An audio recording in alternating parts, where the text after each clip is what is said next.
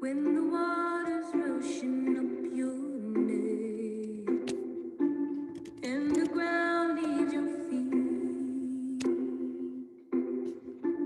look around and see what you've got left. Did you give?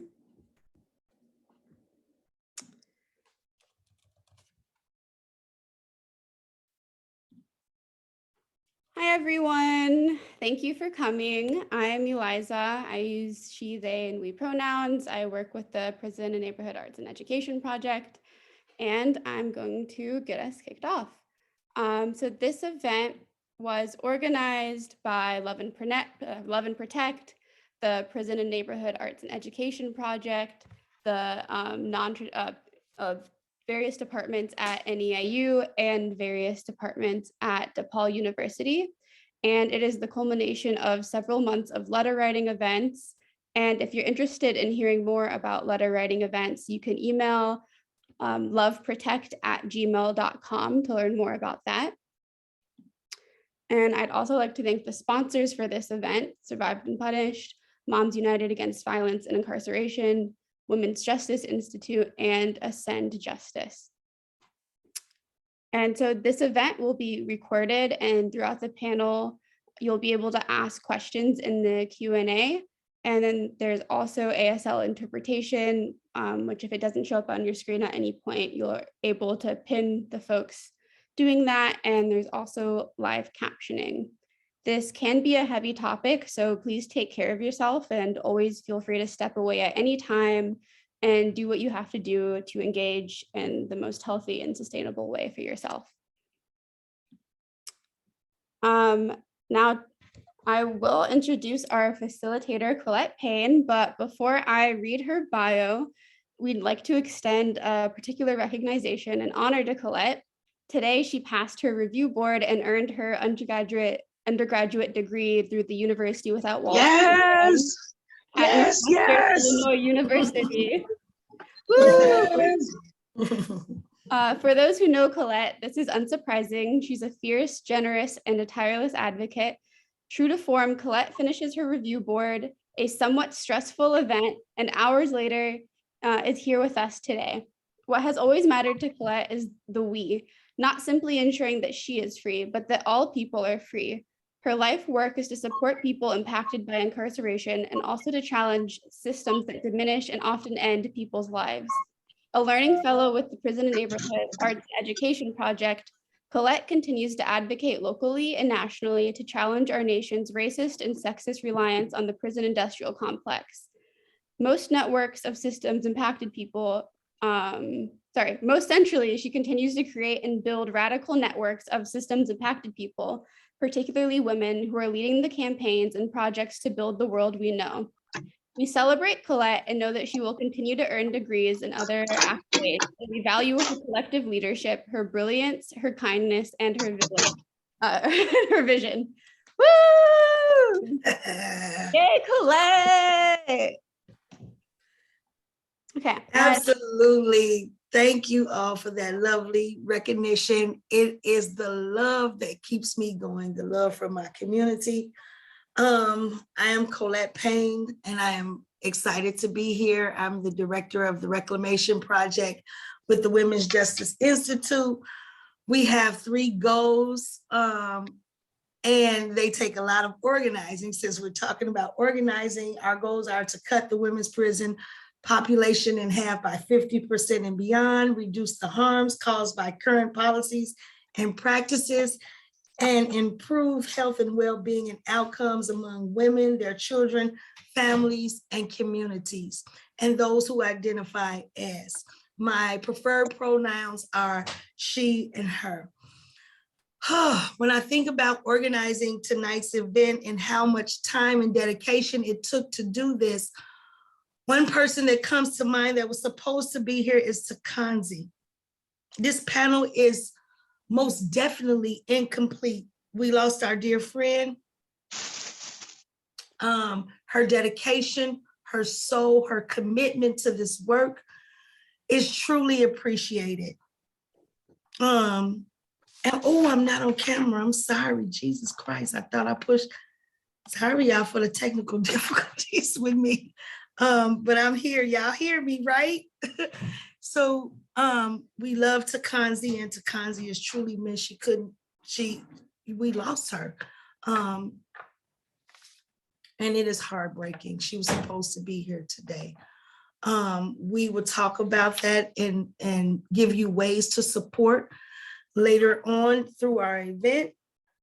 And I want to introduce our panelists, these lovely women who I call my sisters, my friends, my co-conspirators in the struggle for freedom. Paris Knox, preferred pronouns are she, her. She is a mother and organizer with Moms United Against Violence and Incarceration, and a domestic violence survivor. Paris's life mission is to help free survivors from all forms of repression. Alisha Walker, Lee, panelist, she, her, is an artist, advocate for criminalized survivors and sex workers, and a current member of the Support Holes Collective. As a formerly incarcerated person, she has also organized alongside formations such as Love and Protect, Survive and Punish, and Moms United Against Violence and Incarceration. And last but not least, Monica Cosby, panelist, preferred pronouns she, her, describes herself as a grammar, trying to do liberatory stuff, to live abolition feminist in her thinking, being, moving in the world. Her life and work have been shaped and informed by the communities to which she has belonged, including the community of artists, scholars, and moms with whom she was incarcerated, and whose survival was and is an act of resistance against a system that would dispose of them. As an advocate and activist, she has collaborated, organized, and worked with Westside Justice Center, Moms United Against Violence and Incarceration, Chicago Metropolitan Battered Women's Network, Unitarian Universalist Prison Ministry of Illinois, Love and Protect, Women's Justice Institute, and Uptown People's Law Center, among many others. She is a frequent guest in classrooms on campuses in the greater Chicagoland metropolitan area and beyond, lecturing on gender-based violence and criminalization of survivors, solitary confinement, mental health, and the rights of imprisoned people. Monica is founder and creative director of the newly formed Acting Outside Performance Art Crew. She is also a scholar, thinker, and writer with essays published and reprinted in Truth Out, the long-term, Haymarket Books, and the University of St. Thomas Law Journal. Thank you all for being here today. In solidarity, we're going to get right into the questions. So this question, I'm going to pose this question.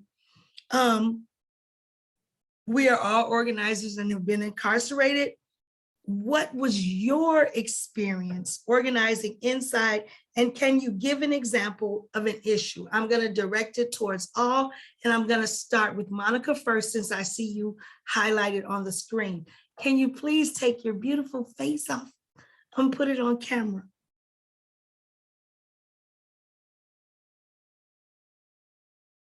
Hey, beautiful. Okay. I'm trying to, I'm on my phone now and I just got back, so I'm trying to get in from my laptop. So I'm sorry. What was your question? I'm so sorry, Colette. That's fine. What was your experience organizing inside, and can you give an example of an issue?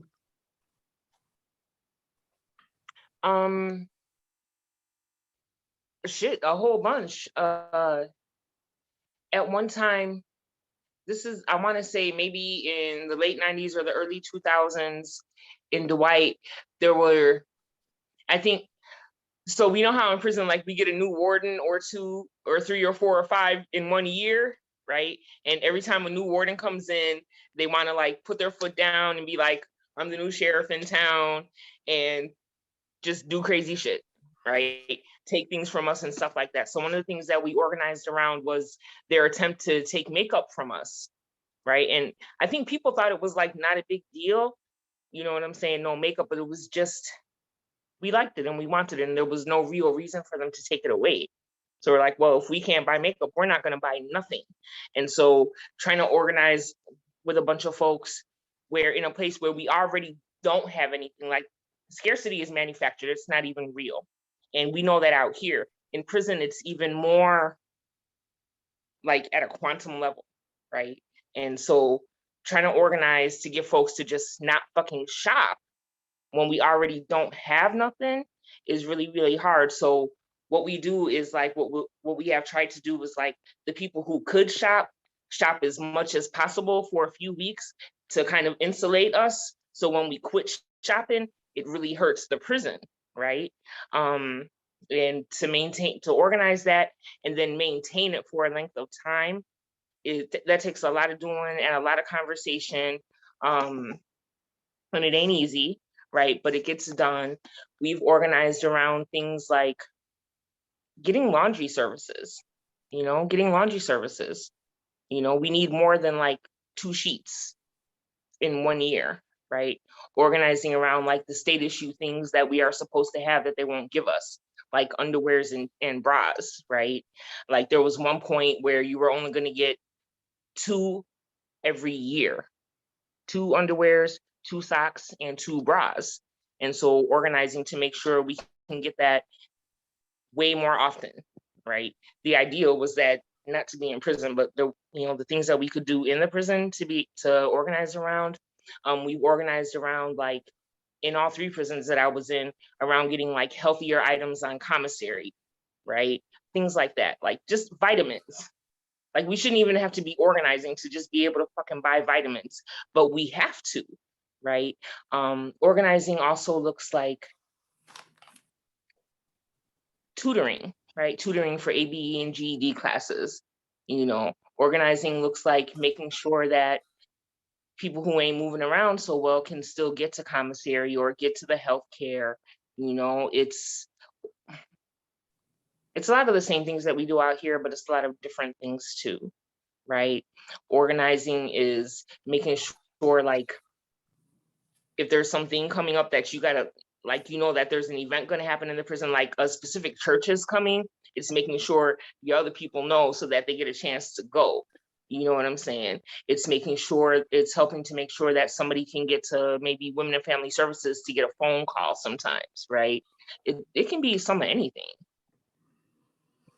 Thank you, Monica. I appreciate all your efforts. And as I know, they always say makeup isn't a necessity, it's a privilege. But makeup is a necessity to our beauty. It makes us feel beautiful, and they don't want us to be beautiful. So I appreciate you. Does Lily, do you want to answer that question? Yeah, hi. So organizing inside was definitely all of those things that Monica had said.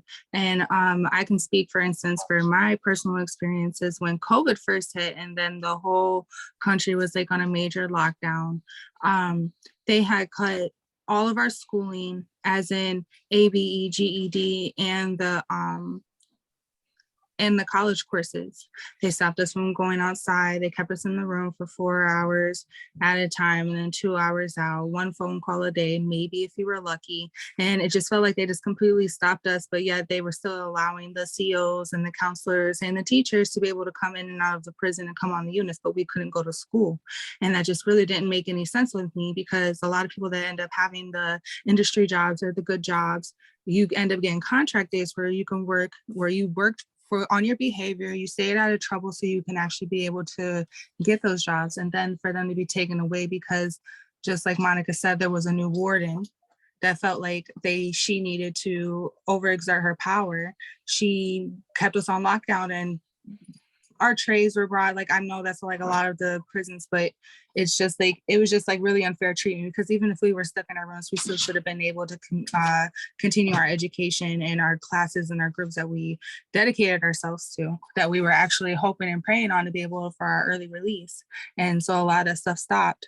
And we did a very peaceful protest, which wasn't really a protest. We were mainly asking for like a town hall meeting, and they stormed our whole unit and they put me in SEG and a couple of other girls, and then they C-graded me, and then they shipped me to Logan for exerting, because we wanted to stand up for something together. And it wasn't the right thing. And then not only that, but then I had to fight when I got to Logan to be able to get back in the programs that would be able to let me go home early. So, I mean, it's really, there's a lot of different things that go on inside the prison, and how you organize and how you are able to like help each other and how you're able to build. It's just, there's a lot of obstacles, because the powers that are over you don't want you to be able to speak out. They don't want you to change what they have going on. They don't want you to feel like you have any power over your situation. Thank you, Lily. You said so much. You talked about exercising your rights, especially when it comes to the credits that we received. And then because you're speaking out, you were shipped to another institution. That means you lost that earned credit for early release, which doesn't make sense.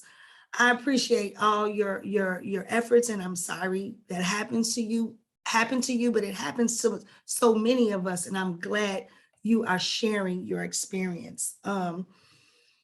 Paris, would you like to speak to your experience?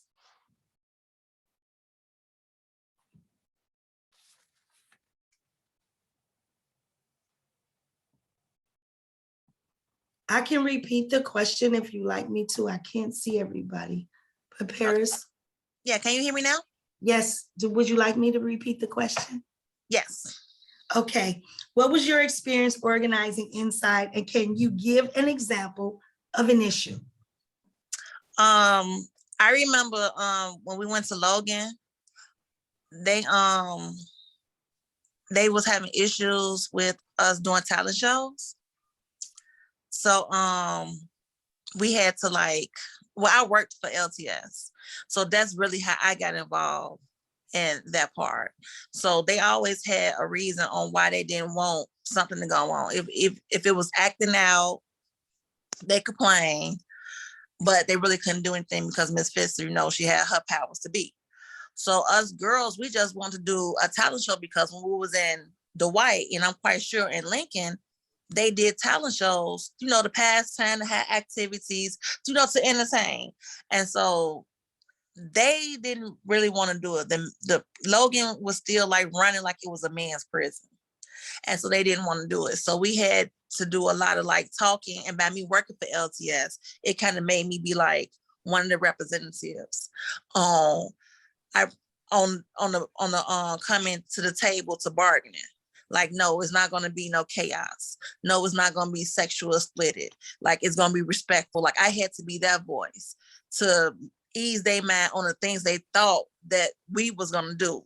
And basically us girls of color. They thought only thing we was gonna do was be splitting and doing twerking and stuff like that. And so I was the middle person. So I also was on the dance team and on the stump team. So now I have to go back to the people like Ali and Erica, who was like putting Dory, who was putting the dance moves together and telling them like, well, this is what's on the table and this is what we can do and this is what we can't do. So it was like I was organizing, but I was like the peacemaker. And we ended up having a talent show and it was successful. Amazing. I don't know. I wish I could have seen it. I've seen some of those talent shows with coming back and forth. And me dance. So for those of you who don't know, LTS is Leisure Time Services. And we are owed that. We can't, we're already excluded, socially excluded from community and don't have the opportunity to participate and enjoy ourselves. So why can't we enjoy ourselves while we are incarcerated? I appreciate that. And everything is always censored in prison, and Black women get the low end of the totem pole when it comes to wanting to do anything. I appreciate you. So Lily, you already spoke a little bit in your previous comment about what retaliation looked like and how, and when you spoke out and you were shipped. I want to ask a question, and then I will pose the question again to the other panelists. Did you ever receive the days or get back in school, Lily? Yeah, so actually after I had to go through the long process of being quarantined before I was shipped to Logan at Decatur, and then quarantined when I got to Logan, and then put on the X house, the what was it called when you used to get in trouble over there? It's slipping my mind right now. The bad unit, basically, the max unit. Yeah, the D wing. Yeah, I was on D wing for about 56 days. And then they put me over on house 10, and then thank God that I knew one of the warden, that she had transferred over from Decatur, and she knew exactly how I was. And because I had been organizing with her through UPLC and the prison project and making sure that they knew everything that was going on, and she was making sure that everything was ran smooth, very, very, very, very good. She knew exactly who I was and exactly what I was about, and knew that I wasn't trying. I would have never invoked any type of violence or anything during the time. And she gave me a break, and she made sure that I got on house 3. And it just goes to show that the work that you do will pay off in the long end, because they do see it, and that there is people there that do want to have change. Definitely can happen. Yeah. Absolutely. So to Monica and Paris, what about retaliation and what did it look like? I'm going to go with Monica. When it came to organizing, what did retaliation look like for you?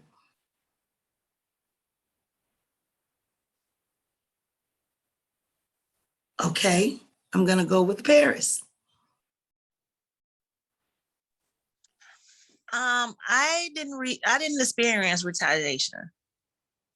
So I can't really speak on that. Like I said, mine was like, I was in the middle because I worked there and I was also being part of the group. So I was like part of the group. Zik. So I didn't get the I was the peacemaker. Zik. I did not get the retaliation. Zik. Okay, go ahead, Paris. The captioner has muted themselves. Yeah, so I didn't experience the backlash or the retaliation, or I couldn't get shipped nowhere. So even if I did do something, they couldn't ship me. What they was gonna move me to another housing unit or move me to SEG, I'm still on the grounds until the judge say otherwise. But so I didn't experience those things. Monica, did you experience any retaliation? I did. I got in trouble once for organizing a walkout of the kitchen. And it didn't even, nobody had to organize it. We had an asshole warden. We had, as a matter of fact, we had 2 asshole wardens, one of them that used to stock the kitchen. And we had a couple of asshole ass supervisors, and nobody really even like talked about it so much as people was like, man, fuck this shit. And so it wasn't even like necessarily a walkout so much as we all just went and sat down in the dining room part and just did not work. We just refused to work. And so I think they rounded up like 4 or 5 of us and put us in SEG. I got sent to SEG once for like, I used to go to, there was a time when I wound up in SEG for like, just if I crossed my eyes funny, right?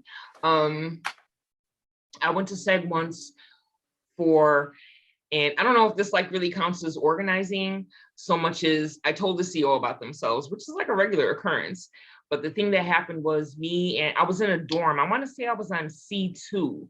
I think I was on 2, house 2, one of the like honor cottages that they used to have back in the day, right? And we had a CO that just used to be harassing her and harassing us like unnecessarily, right? And they walked up on a conversation that some of us were having about things that we had did back in the day before we got to prison. And we were talking about things that had actually brought us to prison. And this person was like, what makes you people think you can do whatever you want? And I was like, the same thing that makes you people think that you can do whatever you want because you got a badge, right? And I said a few more choice things and I totally got retaliated against for that. And everything I said was the truth, right? The person was an asshole and I told them so. I've been retaliated against a couple of different times. There was a time when, and this was actually, I was trying to help a staff, right? I was trying to help a staff member whose child was autistic, or they thought, but they didn't quite know. And there wasn't, and I didn't know, like, I was in Central Illinois, we're in the prison. The only people I knew in Central Illinois was the people that in prison with me, right? But what I did do was write someone out here and was like, look, I got this person here, they work here, but they need some help, right? And there was a CO. Did you ever know, Paris, did you ever know Rinker? Was she a CO when you was in Dwight? Who? Rinker? No. I'm so glad you didn't ever know her. Man, this lady went through all of my mail. She went through my legal mail. And that's how I got popped trying to help staff. And they got my ass, right? They got my ass. And the person who I was in a relationship at the time had a friend and lawyer's phone number of mine. So when they got me and sent me to SEG, they let them know. And I got out of SEG after like 2 weeks, but I went right back a week later for 6 months for an unauthorized movement that I never fucking made because they couldn't get me for the one thing, so they got me for another thing. Like, prison is fucked up in all the levels. It's an extraordinarily violent place. And so much of the violence that happens, it's so present in every single thing that we don't necessarily think about these things as violence because they become an everyday mundane thing, if that makes sense. Like the going through the mail, the getting patted down every time you go in the kitchen or you come out, or you go in the school building or you come out. The CO saying that day room is closed, get off the phone, even though you still got another hour to be in the day room. Like these exertions of power over, these are violences, and we don't necessarily think about them like that because it's the constancy of it. Does that make sense? It does make sense. Thank you, Monica. It makes a lot of sense. And I know from experience, it's very hard to organize and even speak out against the injustices of fear of being retaliated against or just being thrown into SEGs because you are speaking out. So that sometimes that makes others who want to be a part of and in solidarity not join, right? So that brings me to the next question. How did your organizing change as a result of threats of retaliation? And what strategies did you use to get around it? Monica, since you're here, I'm going to start with you.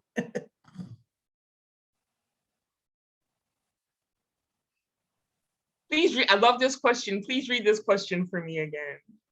So the question is, how did you organize change as a result of threats of retaliation? And what strategies did you use to get around it?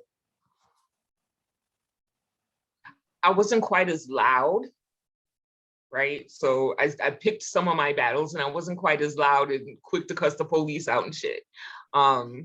Like, yeah, that shouldn't have probably took me that long to learn, but it took me a few years.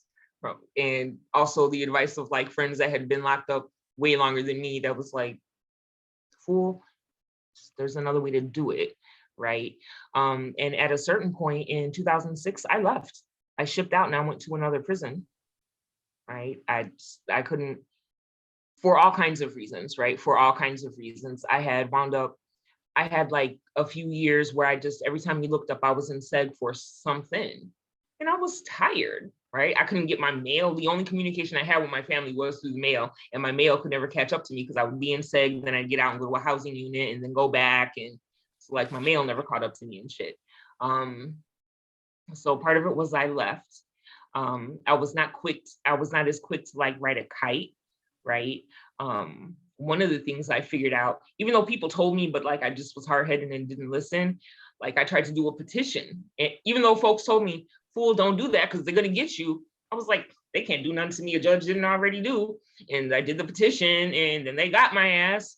I was like, well, I'm not gonna do that anymore. So what I would do is like write out the content of a grievance and just give it to folks, and you got to write your own grievance, right? Here's like a little blueprint for you. You change it up a little bit, you know what I'm saying, but not to do a petition. Different things like that. And the biggest thing that I did though was I went on shipment. I put in for a transfer and I left before they could get me again. Thank you. I'm going to come back to you, Monica, because I want to ask a follow-up question, but I want Lily to answer the question. I know Paris said she didn't have any retaliation, but Lily, again, how did your organizing change as a result of threats of retaliation, and what strategies did you use around the retaliation? Well, definitely to piggyback off of what Monica said in the beginning, I was real loud and wanted to tell all the CEOs about themselves and how they were wrong and how my basic human rights needed to be met. And it didn't work out. I was constantly put in like SEG or brown shirt or B graded, C graded. I couldn't get the good jobs. And then I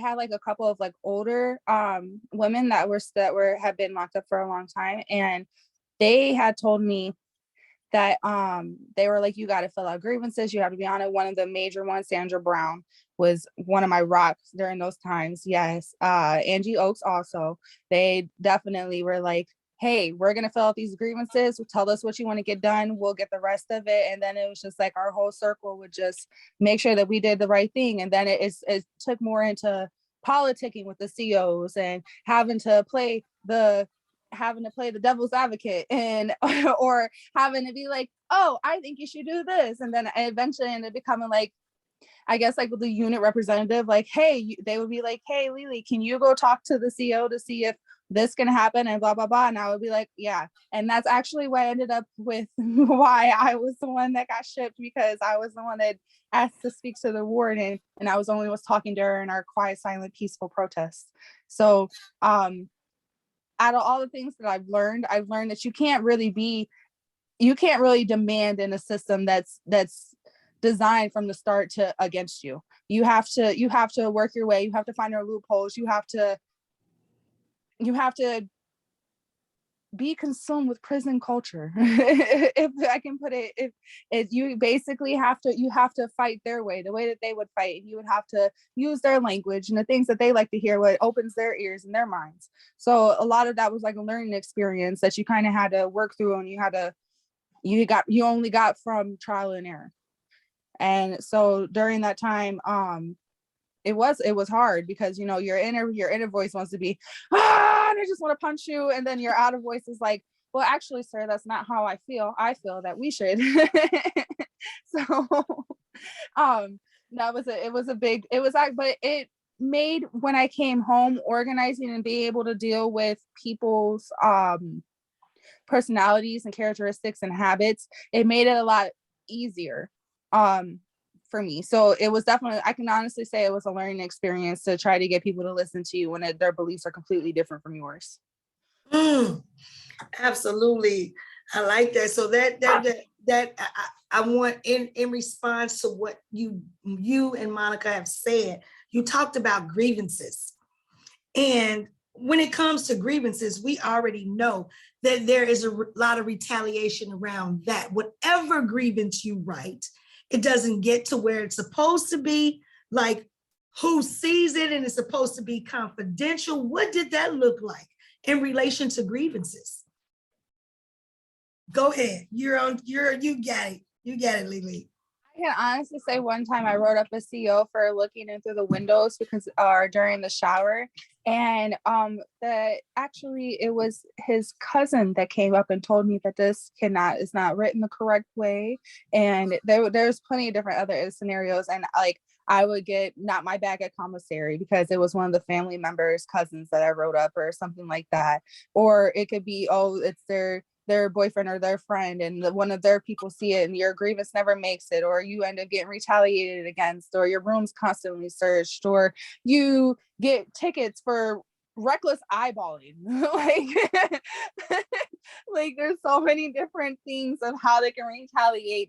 They can come in and say your room's not in compliance when it could perfectly be, but that gives them every right to go ahead and search and mess it up and tear up your stuff and knock everything off the shelves and do whatever they want with you and throw you into the room because they don't appreciate the things that you said to them, and you have to watch the way that you speak, even though we do have the First Amendment, but that doesn't mean anything. So it's kind of like there's so many different ways that they can retaliate, and I feel like I have honestly been through all of them. I've been cut off from the line from going to child, kept from going to the yard, kept from going to gym, kept from going to any type of events, not able to go to the Christmas event, the Easter Christmas event. Like there's so many different things of where they can just, because they feel like they have complete and utter control over your life. And so any type of misstep, then you're going to be punished. And it's not fair at all. Sorry, yes. Got in there. Yes, you said a mouthful. As a prisoner held captive, you have no rights. Monica, would you like to speak to grievances and how they get heard, seen? Are they confidential? What does that look like? Everything Lily just said, everything, right? If anytime you write a grievance about anything, you're taking a chance, you can pretty much nearly expect to get retaliated against in some way, right? And it's going to be the bullshit compliance checks, the little extra raids, not the ones when Orange Crush comes through, but just like a little regular old shakedown crew that's like, we just gonna fuck with you because you wrote my friend up, so he can't shake you down, but his drinking fishing buddy can, and that's what's gonna happen. You know what I'm saying? Or their wife, or who the fuck ever works in the prison, right? Excuse my language. Yeah, everything that Lily just said, like if they're at you, if you have developed a reputation, right, as like whatever kind of agitator or whatever they're going to call you, they're going to get you in some kind of way. You're going to wind up in SEG, or you're going to be segregated until Juvember, right? They will take time from you if you have time to take. If you don't have time to take, I've seen them give people cases, right? People have come down to the prison with a little small bit and wind up with a case and a huge bit for trying to organize in prison just to be treated halfway decent. Ugh. Yeah, everything Lily said, everything. Thank you all for that. That's absolutely correct. So how does organizing look and feel different inside versus outside? And Monica, I have you here on screen, so I'm going to start with you. Say it again, please. I'm sorry. How does organizing look and feel different inside versus being home, being in the free world? Sometimes it's faster, right? It feels faster to me, sometimes faster and more immediate. Do you know what I'm saying? Like if we decide we want to pass a bill and we start in 2008, maybe it gets done in 2012 after like the gazillion carve outs, right? So it seems like in time is slowed down in prison, but then there's like these, I don't know, these quantum ass leaps or some shit where things happen really fast, right? And so I think that that's a big part of it. I think that I don't mean this in a disrespectful way, but like, we just using whatever language we using, right? We're not necessarily trying to be like always super duper correct so much as just, this is what the fuck you gotta know, right? I think so that for myself, I have found myself at times either way more impatient or alternatively having like way too much patience and just like letting shit ride, right? Those are some of the biggest differences to me, right? And it's like the time that it takes to do something. That makes sense. Oh, we haven't heard from you, Paris. What would you say? How does organizing look and feel different inside versus being in the free world?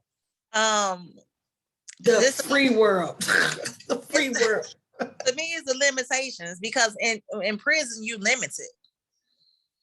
You limited. You gotta wait until you sneak your kite to the other side of the compound, you know, to even get a response. If you got people on the other side of the compound with you on your petition or what you're trying to, you know, do. But out here, you can pick up the phone, you could text, you could ride down, you could bump into people and get them. And then you have Facebook.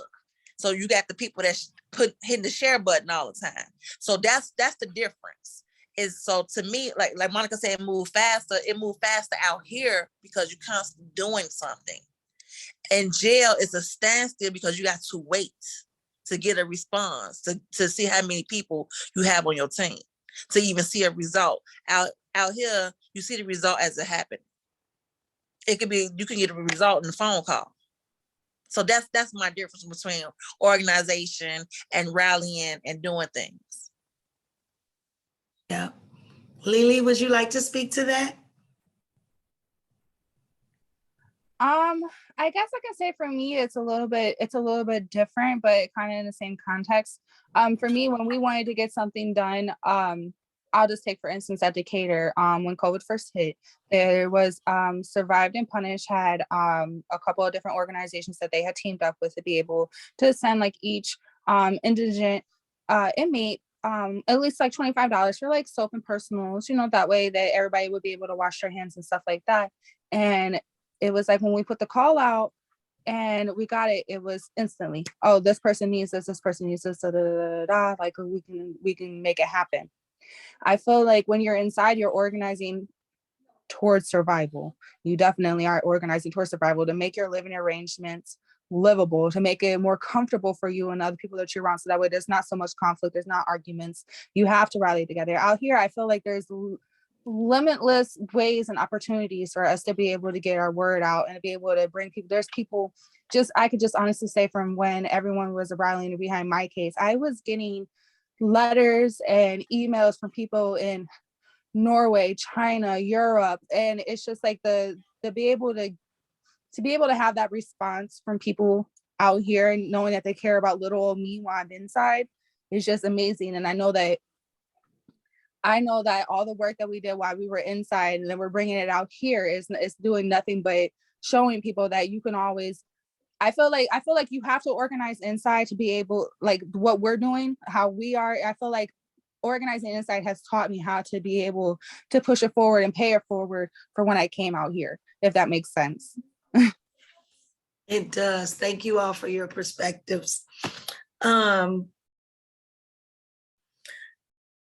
are some of the issues you would like to see addressed as an organizer out here? And how do you see us getting there? Lily, since I see you and these beautiful stars and universe, I'm gonna speak to you.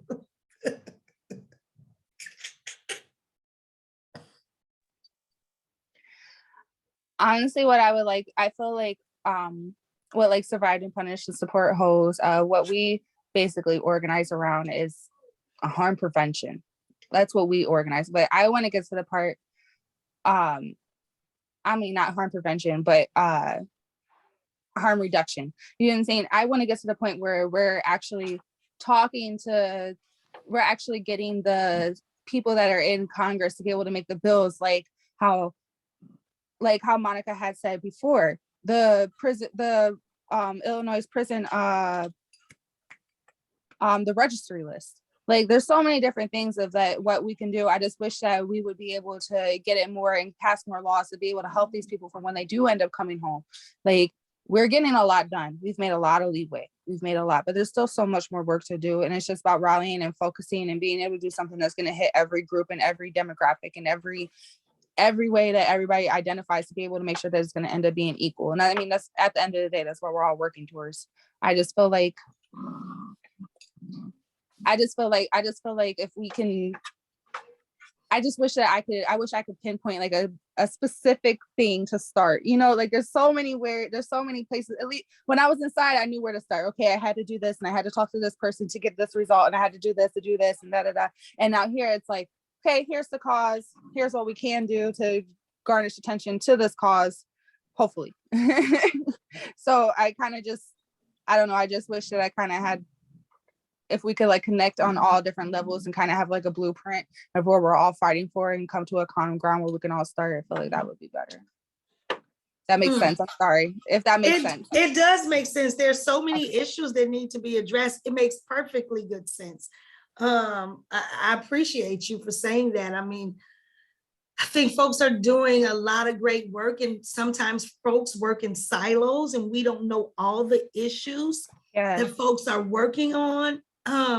Maybe keeping an updated list of all the issues in relation to and which organizations are working on what. Yes. Right. And what they're doing. I mean, I'm pretty sure that it's out there, but just being more available to be able to find those actual like resources. This is why we have to continue to network, and we have to continue to meet up with other organizations to see the good work that they're doing and collaborate. I'm sorry, my dogs are just, they're play fighting. I'm sorry. It's okay. Okay, Paris, would you like to answer the question? I can repeat it if you like. Can you please repeat it? Yes. What are some of the issues you would like to see addressed as an organizer out here, and how do you see us getting there? It is so much that needs to be done. Like, what do I start? I don't know. Like right now, I done moved, and so I'm seeing like things in the neighborhood like that doesn't make sense to me, and I think like it needs to be addressed. I understand the police supposed to, you know, have their job and do a job, but sometimes I think they focus on their job on the wrong things. Instead of going after the people, y'all should be going after you bothering innocent citizens. So that's something like I want to address and like organize around and see a better outcome. Yes, our communities are definitely over-policed and watched. Yeah, because I don't know why you pulling up on people and boxing them in when they in their car, when the boys on the next block selling drugs in the open. Like, I don't understand. I'm really not comprehending. Yeah, but we all gotta survive, even if it's that underground market of survival. I don't know. Monica, what are some of the things that you would like to see addressed as an organizer in the free world, and how do you see us getting there?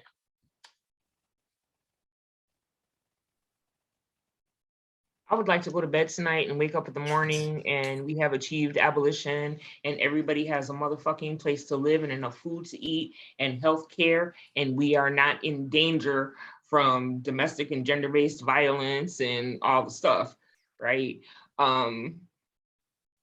So whatever spaces that I'm organizing in, like, that's my end goal. Like, that's the thing that I would love to see. And I think, all things considered, we doing pretty fucking good. Like, there's a whole lot more that could be done, but like, there's only so many of us. I think more, right? Is it Marion probably says we need everyone, right? We need everybody. We need more people, right? And so, and like we're doing that, right? People, all the people make all the zines, right? So it's like, let's print them up and go pass them out and have conversations and do the fucking organizing, the talking to people, because like sometimes that's what it is. It's talking to people and communicating and the political education and yeah, like, and we're doing that, you know, just like we got to get more people and we have to make it like sustainable, right? And so like I listened to Miriam and I listened to Dean Spade and we have to make, and it should be irresistible. It's not even that we have to make it irresistible, like, because it's actually really logical, right? Like abolition is probably the most logical thing ever. We know that all the systems we have don't work, haven't worked, and haven't worked since like ever, or they haven't worked for the bulk of us, but they served like that 1% of folks really, really well. And it's killing all the rest of us, right? And so finding ways that just where we can show that to folks and just bring more folks in. I think it's I'm going to paraphrase it so horribly, right? Erin Toddy Roy says she has this whole beautiful essay. If I could find it, I would put it in the chat, called "The Pandemic is a Portal." That's what this is, right? And how we are in it and how we come out of it. A lot of that is on us and the organizing that we do now, you know, and just like more talking, more communication, more room for people to fuck up and still be, right? Yeah, that's, and like, I'm not saying anything original here. You know what I'm saying? Like all of this has already been said by like greater, smarter people than me, you know? Yeah, that's what I would like to see. And it's not even that I'd like to see it, because I do see it every day. I'm doing it, you're doing it, Lily's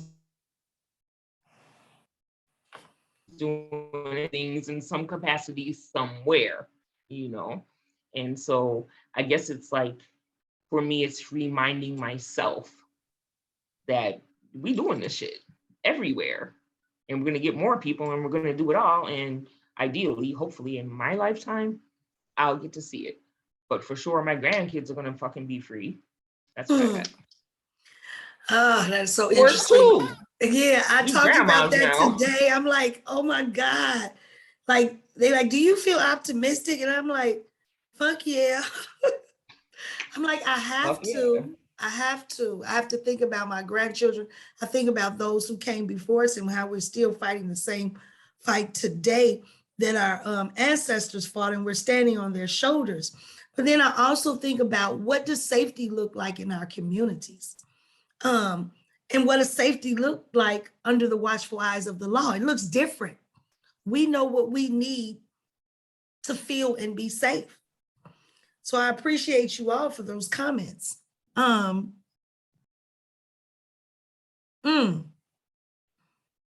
So most of you have received letters from people that you probably didn't even know during letter writing events that were hosted on the outside to the inside, and fighting for folks' freedom, words of encouragement. Hang in there. You got this. We're fighting for you. We're in solidarity to you, with you, excuse me. Why is letter writing important?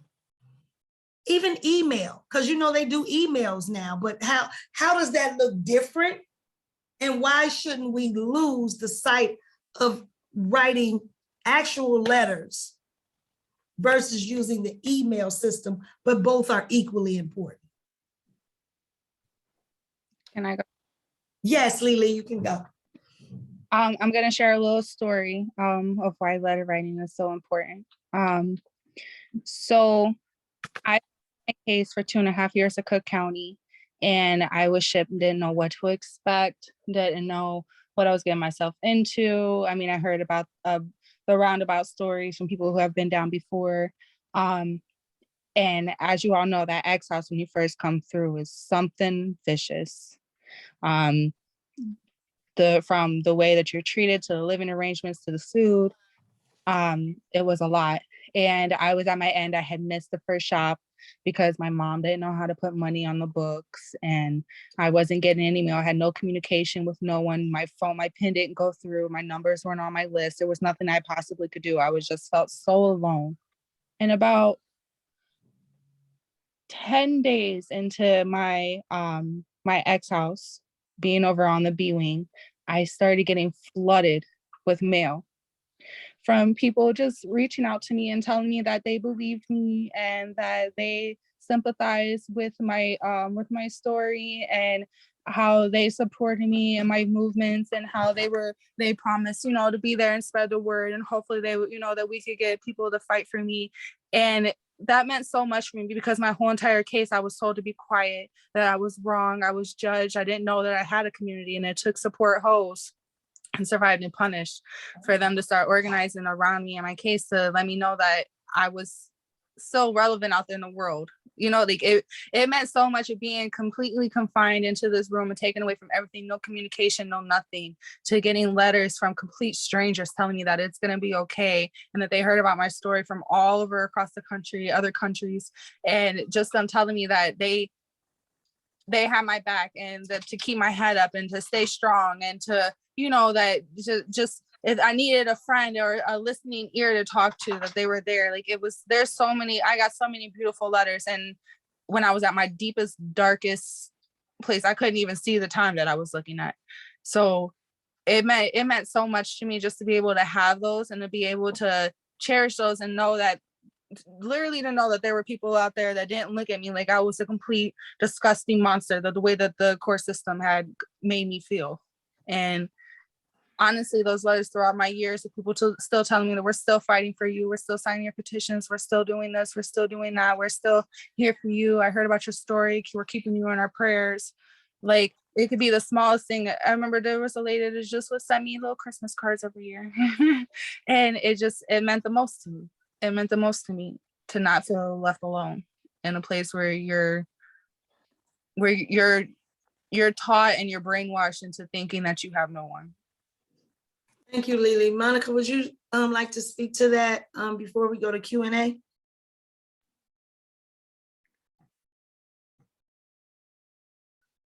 While I was in the, Colette, you know this already. While I was in the county for almost 3 years fighting my case. And in that time, I'm from Chicago, my family's from Chicago. And in that time that I saw my kids every week, my mom and my kids, my sister would bring them, my dad sometimes, right? But I saw my kids every week. I was able to talk on the phone, you know. When I got to Dwight, when I got sentenced and I went to the first prison, Dwight, in '98, I didn't see anybody again until I saw my oldest daughter in 2013. There would be years when I couldn't even be on the phone because like it cost too fucking much. All I had for real was letters. And that was the most important motherfucking shit. Like, to say it's important is just like, it sounds not even enough. I can't even stress enough how important those are. It lets you know that somebody remembers you, right? Somebody remembers you, somebody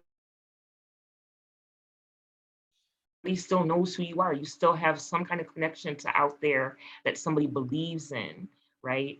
I got a letter from my mom one day that straight up smelled like a fucking ashtray. I was so happy, right? I was so happy. When I was in the county, I don't know if y'all remember them, if these ladies were there when you were there in the county. There were these two little older Black ladies that used to do the mail. And they would bring it to, we would see them coming through the tunnels to Division 4, which is the division I was in when I was in the county, right? And we used to have this program called the Crime Awareness Program. It was like this Scared Straight type thing. And we would like go to Division 9 every day through the tunnels. And we would see these two little older ladies either on the way there or on the way back, right? And they would always have the mail. And because we saw them so often, they kind of would see us and they'll be like, oh, so-and-so, you got mail today, right? And so one year, it was right around Mother's Day, my mom she had my children cut out like a bunch of different flowers from magazines. I just had all these, so when I opened the envelope, just this bunch of cut out flowers came, right? And when I got that mail, I had seen those little older ladies in the hallway on the way to the Crime Awareness Program. So when I got back and I got that mail, it was just amazing, right? But I remember, this is why mail is important. because one, there are institutions now where they don't get paper mail at all. There are institutions trying to stop paper mail. This is like a super important thing that we cannot allow to happen, right? That's like super important because like all the other larger issues about that. But for myself, it just meant everything. Like I got one letter from a stranger one time, but that was on some not cool shit. So I did not respond. And I remember when I first got out, as a matter of fact, I think it was the very first event that I went to was a letter writing event that Love and Protect held, right? And it was Love and Protect, Black and Pink, I think, and Uptown People's Law Center, right? And it was one of the first letter writing events that I went to, you know, and the thing that I said then, and I have said this since, and it feels like a cliche, but I'm still gonna say it, letters don't weigh nothing. They don't, it's a few pieces of paper and some ink, but they weigh everything. And I will say it again until I'm like 902 years old, blue in the face and everything. They don't weigh anything, but the weight of them is everything. Right people in prison, be in relationships with people in prison, because 9 times out of 10, most people in prison for whatever they're in prison for are getting out one day. How do you want us when we get back? You know what I'm saying? Help us get the fuck out. But one of the ways we break the system down is like not letting people be isolated. That's how a system thrives. Abuse thrives in isolation, right? And so letters are important just for like all the reasons. Thank you, Monica. I really like that 102 years old. We're gonna live till we're 102 years old. I can't wait. I'm like, I want to live forever. And Colette, we're gonna be great grandmas. I know, right? Show your young folks how to organize and bring them into the work. Paris, would you like to speak to letter writing or emailing and what it means to you before I go to Q&A? Yes. First off, I thought mail letters was like for old people, because that's the only time I used to see letters when my grandma used to get letters. Like, yeah, in grammar school, they did teach us how to, you know, do the heading for a letter, but I ain't never had no reason to write a letter or get a letter unless it was from my granddaddy. So when I went away, I got mail, I got letters, but I was still able to use the phone. I think the big impact of the mail to me was when people started campaigning for me, when Love and Protection and everybody started like campaigning and had people sending me boxes of books and different kind of cards and letters. And I was even getting cards that little kids was like crayoling over and saying they support me. And I'm like, you was too young to even know like what you're really supporting. But like I understood, you know, how important it was for them just to know that they was there. And so I was getting mail from like different places in the United States, and one letter, and I had this one letter still. It done went through the flood and the fire. It was a person that was on it in an airplane, and they was writing me. And it was Marissa, she was writing me, and she was just letting me know that she's staying with me, she support me.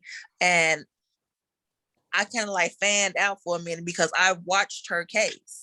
While I'm sitting in Logan, you know, doing my appeal, waiting for my appeal to come through and stuff. Like I'm actually watching this lady case. I'm watching her, you know, get arrested. I'm watching her go to trial and everything. I'm watching them give her all this time for standing her grounds. And it was like crazy because it was right with the George situation, standing his grounds. So it was all on BET. So I couldn't do nothing but follow her case from BET to CNN. And so then to see that she was able to come back and, you know, be free and then be on this airplane while I'm sitting in the county waiting for my results, I get this special letter. And it touched me and it let me know that everything was going to be okay. Yeah, absolutely. Those letters are so important. So we do have questions in the Q&A. So I'm going from last, and I'm gonna start with you since you're featured here, Paris.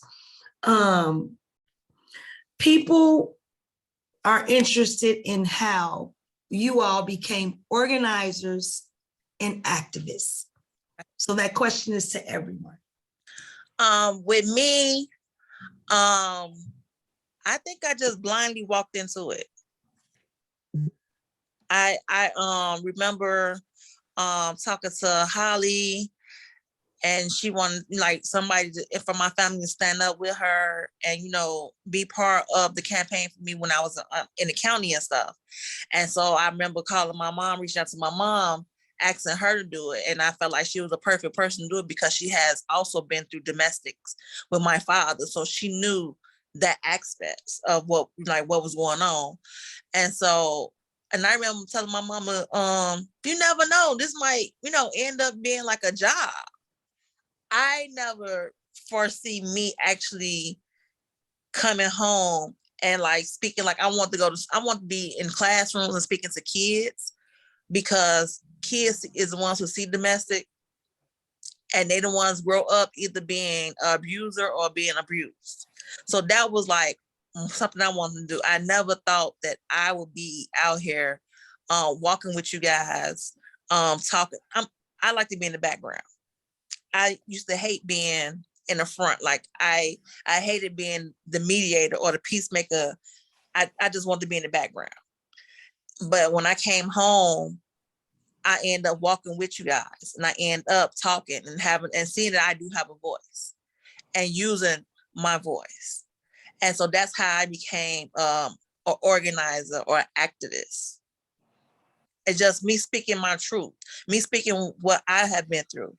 That can help somebody, or can help somebody seeing what they might be going through, or recognizing some red flags of a friend or a family member. It can either be them even recognizing red flags on the abuser that's in their family. Sometimes we be blinded by our family members that are abusers and don't want to call it what it is until we hear somebody else's story. So to me, my story works for both ends. And so now I know that it's powerful and it works for both ends. It makes me want to get out there and even speak more. And then I see other issues along the line of what I have been through that I want to help and speak out on. So. Thank you, Paris. I'm glad you're using your voice. I love you. So I want to pose the same question to everyone else, but I want to keep it short for the sake of time, because we have a few more questions to get to, and I want to make sure everyone has a chance to answer them, not to cut anyone off, but can you briefly speak to the question, Monica and Lily, how did you become an organizer and an activist? Briefly.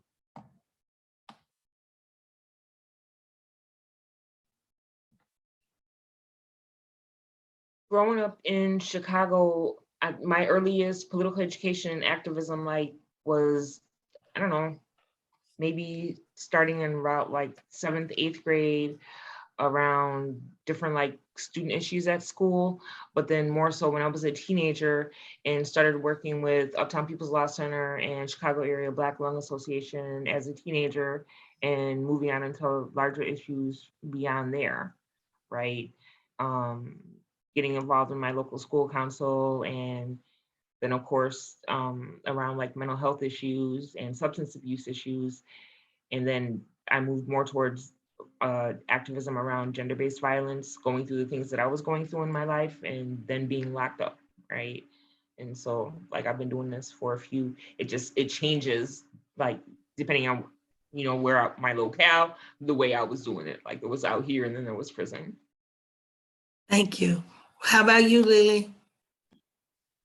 So for me, I honestly kind of just stepped into it once that my case was kind of out there. I I was originally, like I said in the beginning, where I was sitting in the X house, the organization support host had reached out to me, and it was just like, hey, and then, you know, they connected with the PLC and the prison project, and it was just like, hey, if you see something that's going on that you don't feel right, let us know. And it kind of was like, after that, it was just like, you know what, forget the prison system. I hate them. Anything that's not right, they're not following the rules like they want us to follow the rules, I'm telling.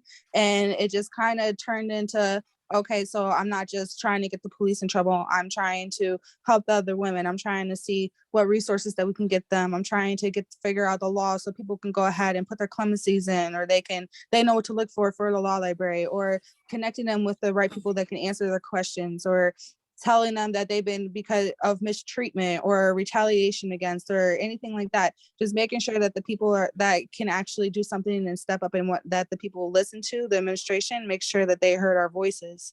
And so that was like a big part that I ended up playing. And then coming home, it's just, I've been just working towards just trying to get it out there, and just trying to bring people in. That way we can continue to do good work.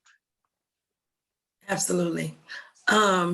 This is the next question. It can, and someone from our team can also put it in the chat to maximize time. People want to know how to find out, or anybody can answer it. Maybe one, I'm looking at our time here. People want to know how to find out about what activism is happening inside, and how those outside can support. Additionally, how can people support transgender people inside? Any one of you can answer this question, or it can be put in the chat. I have to go to the bathroom. I'm going to take myself off camera for a second, but I'm listening, and I'm gonna mute myself. Anyone can answer.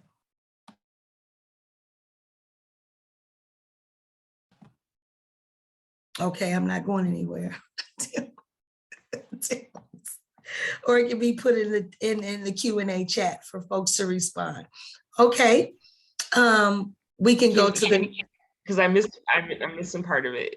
Okay, the question was, people want to know how to find out about what activism is happening inside, what is taking place inside in relation to activism, organizing, and how those outside can support. Additionally, how can people support transgender people inside? You can find out what's happening in the prison by talking to folks in prison, right? Making yourself available for phone calls, right? Writing to people in prison through the regular mail, which probably takes forever now, because it used to anyway already, or email, right? Be in relationship with people in prison, right? That's like the quickest way to find out, because it's not like you can call the prison and talk to the warden, and the warden's going to be like, oh, everything's here's fine, except, you know, the prisoners are terrible. They're not really going to tell you what's going on. Be in relationship with a prisoner, right? With somebody in prison. And you support transgender people in prison, fighting for people to get out, fighting for people to be housed the way that they want to be housed and live the way that they want to live, right? And fighting to get to doing the work that we do now, right? Working to free them all. That's what I got. Thank you. Let me get back on camera. Oh, sorry. Jesus Christ, I'm trying to get back on. Okay. What is happening? Also, when you, like, if you're on Twitter and you follow people, occasionally when there's stuff going on in the prison, like, we'll do phone zap. Somebody out here, like whatever organization and stuff, will start like organizing phone zaps for you to call the prison and be like, let so-and-so out of SEG, or make sure that they have access to water or whatever it is, right? So like when a phone zap is called for to call the prison, pick up the phone, right? If somebody's organizing a car caravan around the jail or the prison, go, right? Yeah, it was me. I hate social media. It freaks me the fuck out. But this is also how I find stuff out. I retweet that. I don't really tweet, but like I retweet stuff. You know what I'm saying? Yeah, that, like, I don't have anything good else to say. Thank you. I'm going to ask another question. People want to know how long organizing took or takes inside, and what lessons did people inside learn that helps them to organize on the outside? Monica, I see you. So that question is for you now.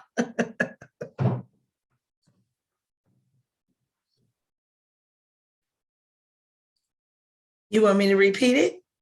No, I got it. Okay. Some of everything. There are times, like, I don't want to give the prison no type of credit, right? But I learned a lot there. And this is because of the people that I was locked up with. That shit to do with the prison.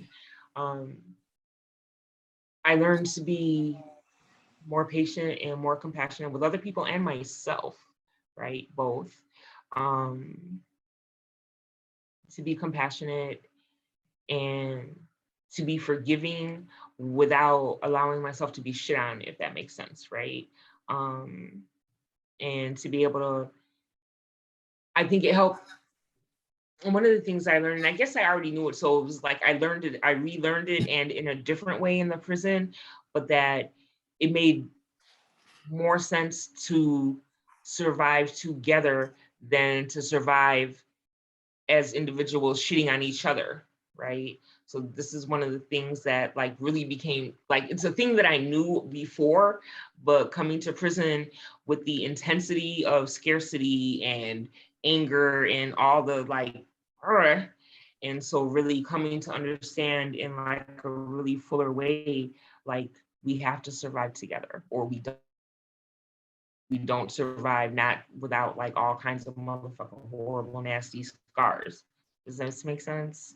Like there's Yes. more, but It does. It makes sense. Would Lily, would you or Paris like to speak to that before I close out? Can you repeat the question for me? I can. The question was, or is, I'm sorry, people want to know how long organizing took or takes inside and what lessons did you learn inside that help you to organize in the free world? I think it takes organizing inside takes a lot of patience and a lot of diligence and a lot of resilience. You have to be strong. You have to be able to push forward. You have to continue to fight for what you believe for. And I feel like that just made me even more vigorous in my organizing outside. I feel like I'm way more driven because I know how hard it. If you can make the wardens understand what you're trying to say and get something accomplished when you're inside, you've done a lot. Because it's more than just you have to go through the chain of commandments. You have to get the other inmates involved. You have to politic. You have to show that you're a good voice of reason. You have to show that you're credible. Like it takes a lot to just be able just to get one person to listen to you while you're inside. And so out here, I feel like that teaching moment of patience and staying focused and continue to working towards what our end goal has taught me a lot and has prepared me for being able to work outside. Thank you. How about you, Paris?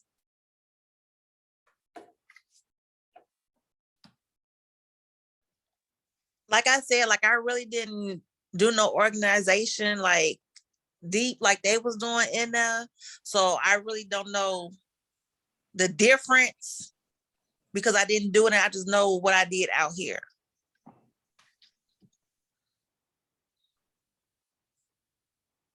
Okay. Say that again, Paris. I'm sorry, I wasn't paying attention. I want to understand what you're saying. So if I have a comment, sorry. No, I'm just like, what they did, what them two have done in there, like I didn't experience that. Okay. So I can't compare what I'm doing out here to in there. Because like I said, basically I was like the peacemaker because I worked on both sides. So I was like the mediator. But them two, they was actually organizing and fighting for a reason. And they also coming home and they out here fighting for a reason in a different scenery. So I don't have the same impact like they have. So I don't have a difference because I don't have nothing to compare what I'm doing now. So what I did there, like I said, I was a peacemaker. Now I'm actually fighting for a cause. Got you. Now I understand and I paid attention. I was just trying to read it. We have a lot of time left. Okay. So I'm going to Okay, so I'm gonna go with a question, and let me look. I'm looking, I'm strolling through. Please bear with me, people. Okay, so I can answer this question just for the sake of time.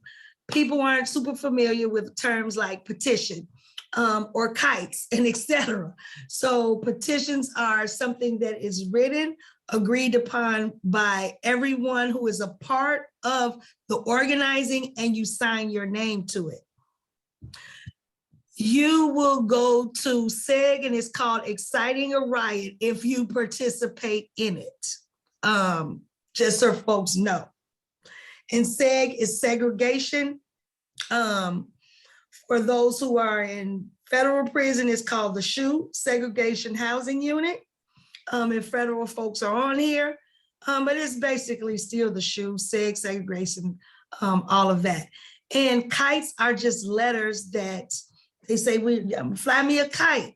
So a kite is just like a quick little note that you pass to a friend to get the word out, or you slip it through if you're on the line doing chow, you slip it in between two pieces of bread when someone isn't looking, and it's on that person's tray. That's what a kite is. So we have another question that I can go to. Hold on, I'm looking.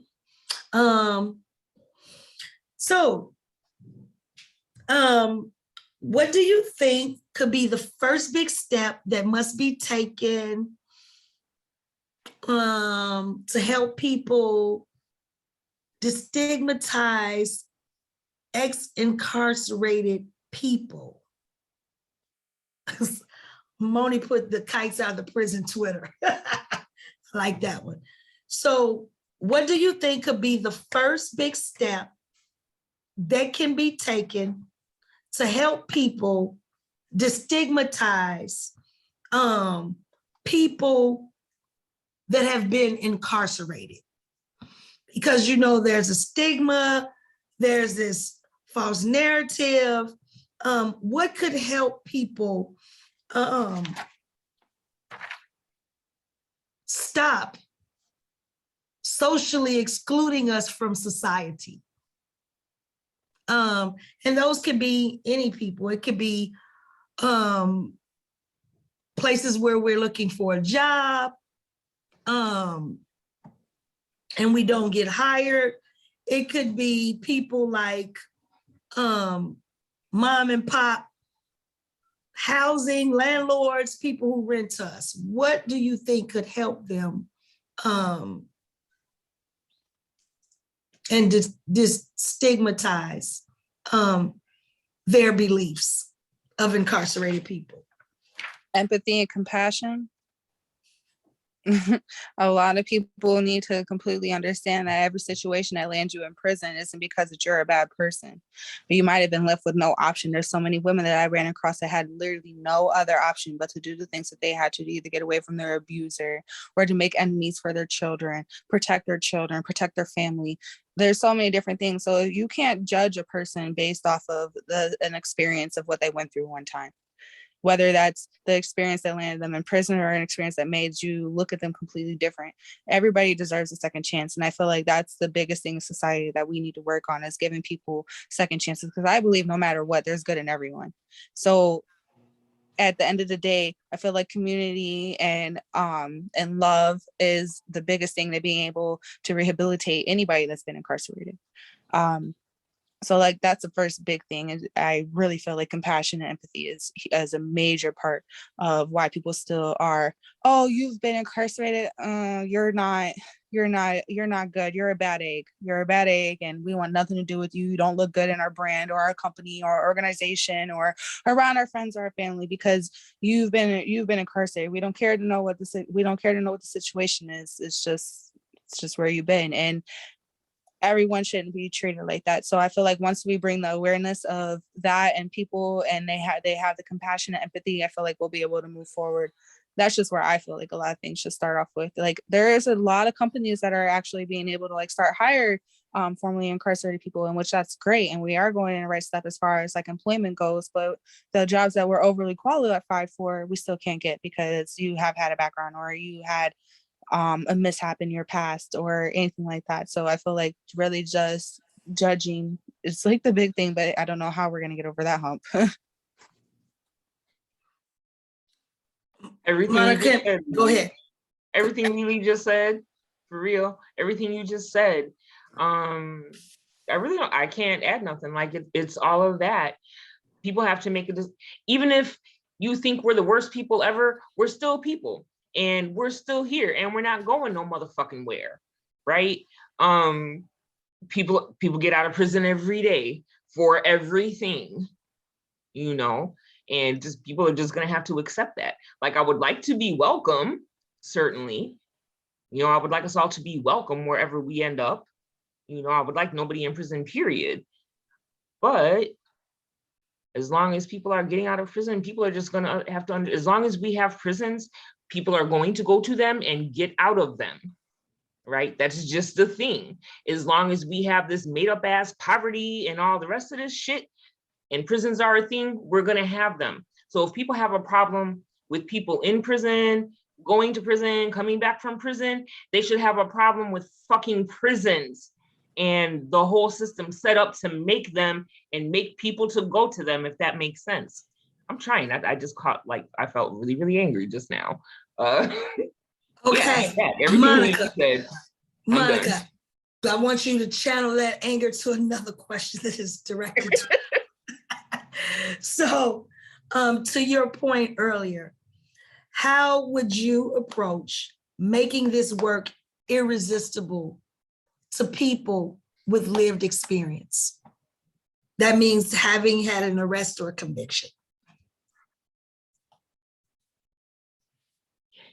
We know the saying, the political is personal, the personal is political, right?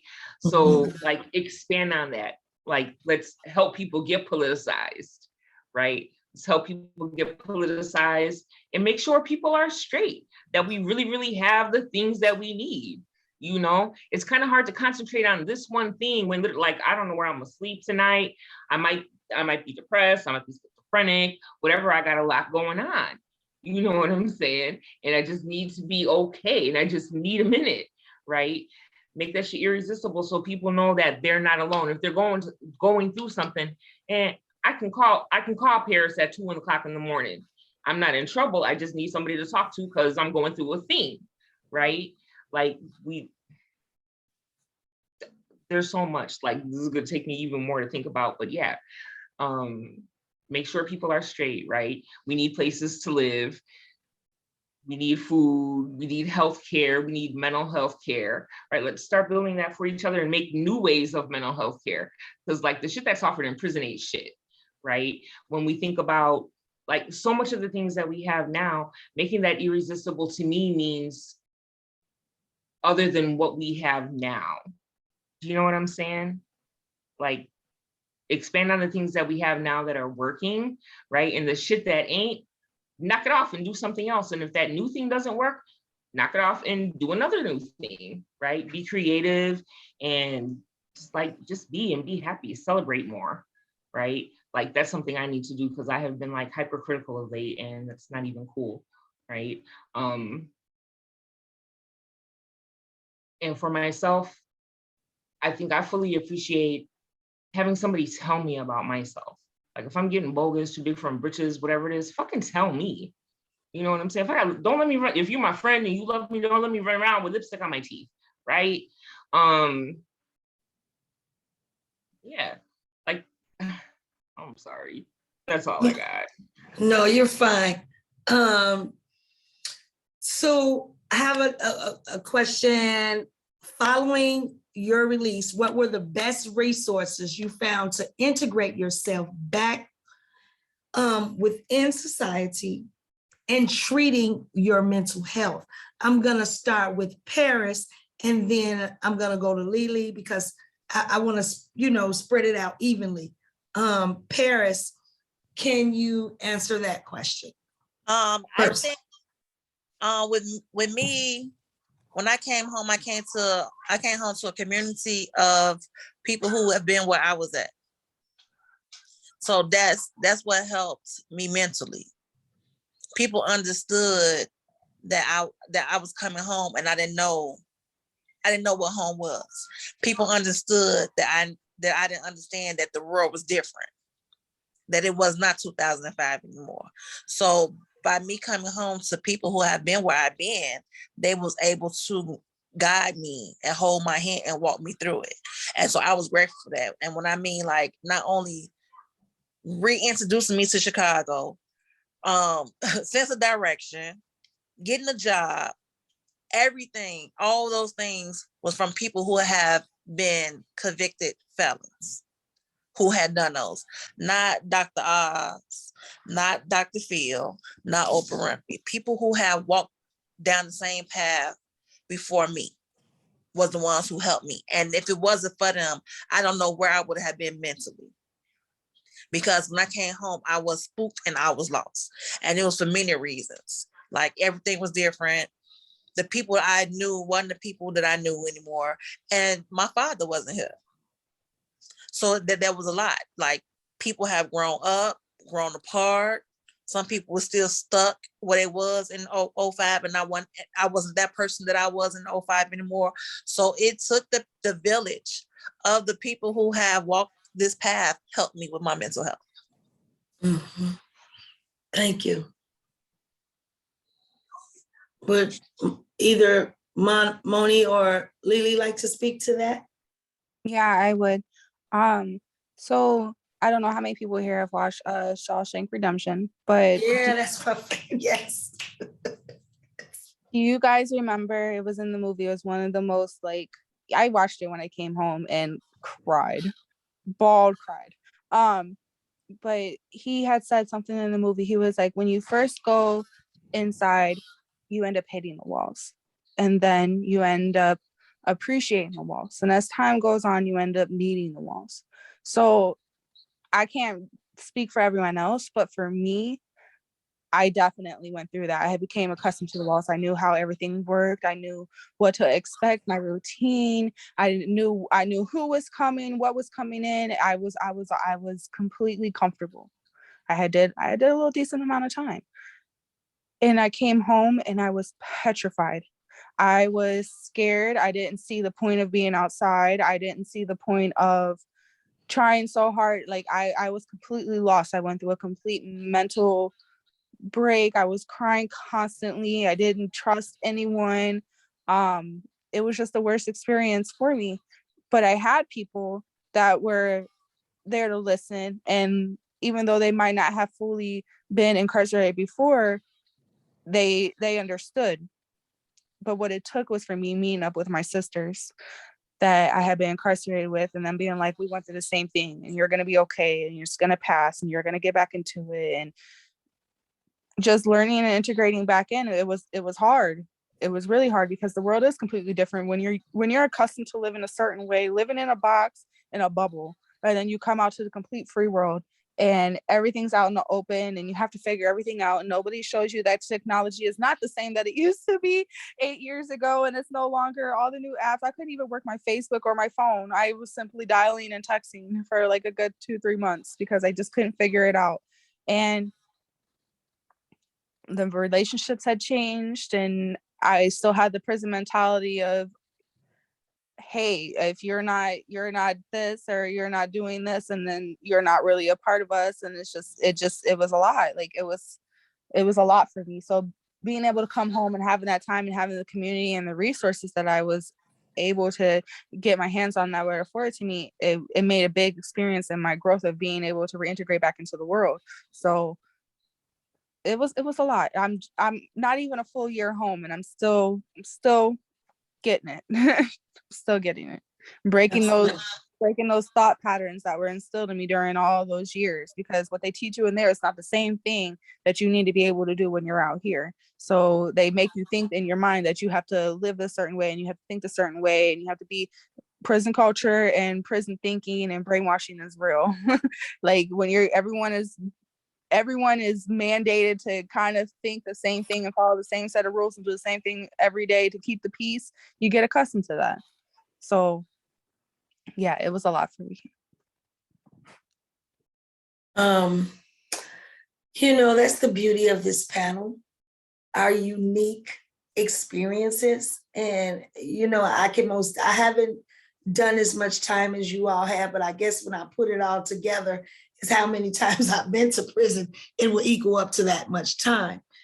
And, as far as my mental health and trying to overcome all the issues that I had experienced, trauma being one of them, and substance misuse, for many of years, starting at the age of 17, doing my first prison sentence at the age of 14.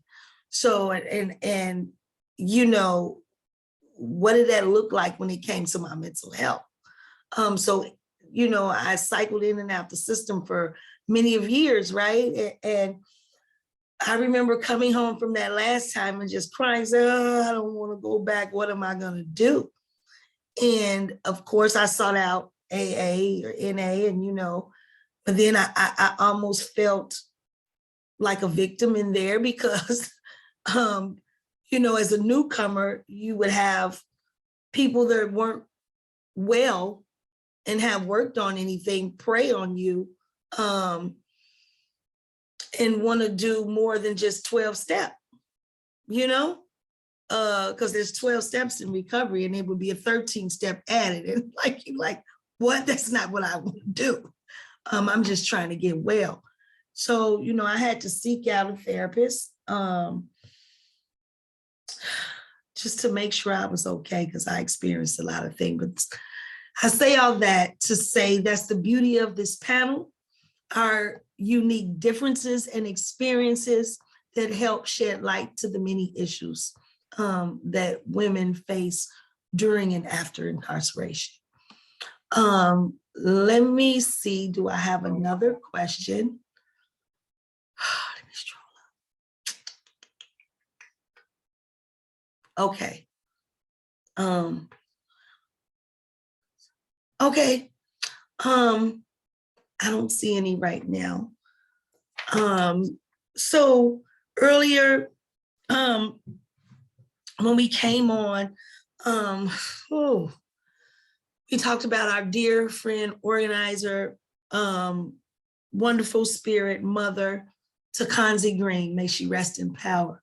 Takanzi was a loving, creative, generous, and brilliant activist who worked ceaselessly and courageously to raise visibility for survivors inside and out of prison. Can you say a few words, Paris, about Takanzi and her family? And we have put a link in the chat for Takanzi, her family, to say goodbye and support her child. Paris, do you mind saying something? No, I don't mind saying anything. Thank you. I met Takanzi while we was in prison. We eventually ended up living on a housing unit together. We was in a dorm together, and our beds was right by each other. And she had just came out of the program, the Wells program. She had did both houses, and so now she was like really in general pop. So she didn't have a job, and I did. I worked at property, and so the officer at property was asking me, like, do I know somebody that we could trust, that will work, that's not gonna, get in trouble, this and the other. And I was like, oh yeah, I could ask this girl named Q. She in the dorm, she quiet, she was in Wells. Like, I think she'd be a perfect fit, and she was. And that's how me and her relationship started, as co-workers and living mates. And so we spent a lot of our time getting to know each other, and we, found out that we had a similar case. We both defended ourselves against domestic violence. We both left a son, babies behind. And we was there for each other. Like, she made a lot of artwork t-shirts and stuff for my son for his birthdays and everything. And she was a real sweet person. She had a real big heart. Like, she looked at me, but she wasn't. She was just like a big care bear. And I remember when I was getting ready to leave Logan to come to the county, me and her ended up working together then too. We both was in the laundry facility, and like, she had so many questions because now she started to work with Rachel and everybody. And so I was like trying to, answer the questions, as possible as I could of what I was going through. But I told her, I said, you coming home, like what's for you is for you, you coming home. And what's for me is for me, I'm going home. We're going to see each other at home. And so it was great when she came home and she reached out to me on Facebook, and we just like picked up talking and laughing and stuff. Like, we were still in the inside. It was like naturally. So that lets you know, like, it was a real friendship. It was a real sisterhood that we shared. And it's crazy because she always told me I was gonna come to Peoria, and I told her I was gonna never come down there. Hopefully I see her when she comes to Chicago. But she fooled me. I end up going to Peoria, and I end up seeing her before they laid her to rest. And all I can say is that she was sent on this earth for a reason. And I feel like she successfully did everything God wanted her to do while she was here. Everybody go through trials and tribulations. That's the point of life. It's how do you overcome them? And she had overcome them by coming home and still having the kind heart that she had when she first walked in there, and spreading her love when she came home, and helping others like she always do. And she found the power and the energy to come home and help other people who were incarcerated or had family members that was incarcerated. She came home still with that smile, them kind words. And I'm very grateful and honored to have been in her presence.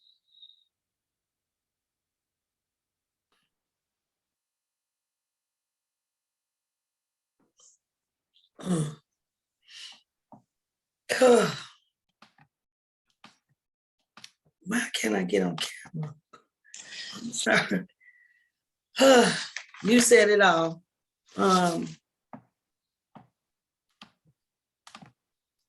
You said it all. Thank you, Paris. Takanzi was absolutely a kind soul. I got to meet her, and I organized for her freedom. And it just breaks my heart how